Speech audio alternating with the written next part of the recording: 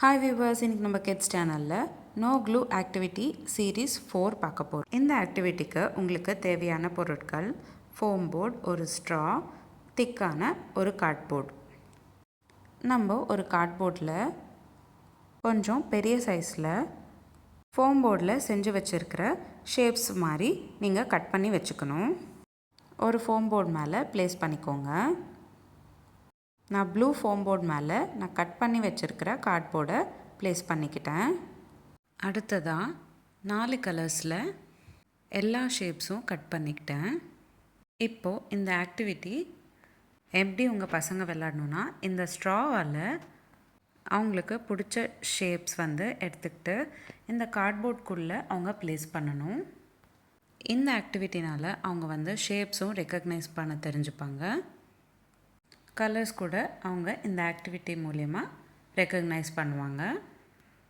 இந்த activity play time 10லேருந்து 15 நிமிஷம்.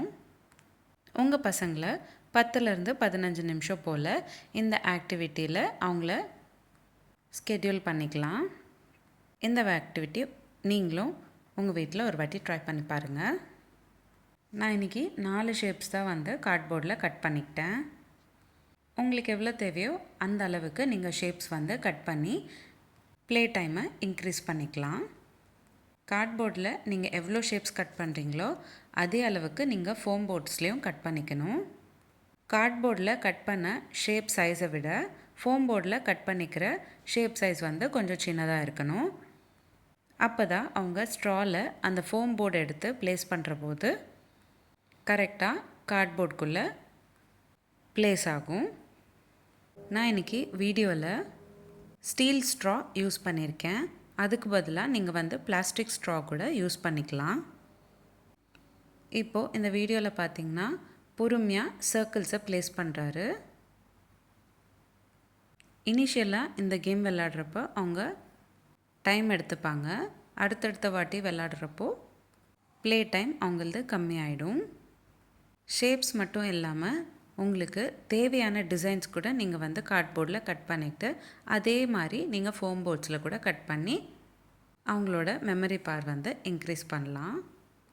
Fruits, vegetables, animals, numbers, alphabets இந்த மாதிரி நீங்கள் எந்த டிசைன்ஸ் வேணாலும் பண்ணிக்கலாம். நான் இன்றைக்கி வீடியோவில் உங்களுக்கு ஷேப்ஸ் மட்டும்தான் காமிச்சிருக்கேன். இப்போது நான் சொன்ன ஐடியா வச்சே நீங்கள் 4லேருந்து 5 ஆக்டிவிட்டீஸ் உங்களால் டிஃப்ரெண்ட்டாக செஞ்சுக்க முடியும். உங்களோட க்ரியேட்டிவ்னஸும் அவங்களோட க்ரோத்துக்கு யூஸ் ஆகிருக்கும்.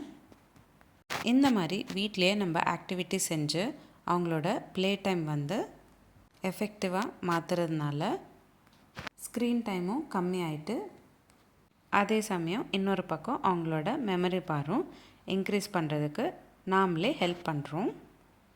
இந்த வீடியோ உங்களுக்கு பிடிச்சிருந்தா லைக் பண்ணுங்கள், ஷேர் பண்ணுங்கள். இந்த ஆக்டிவிட்டி எப்படி இருந்ததுன்னு நான் கமெண்ட் பாக்ஸில் கமெண்ட் பண்ணுங்கள். மீண்டும் சந்திப்போம் ஒரு அழகான ஆக்டிவிட்டியுடன். தேங்க்யூ.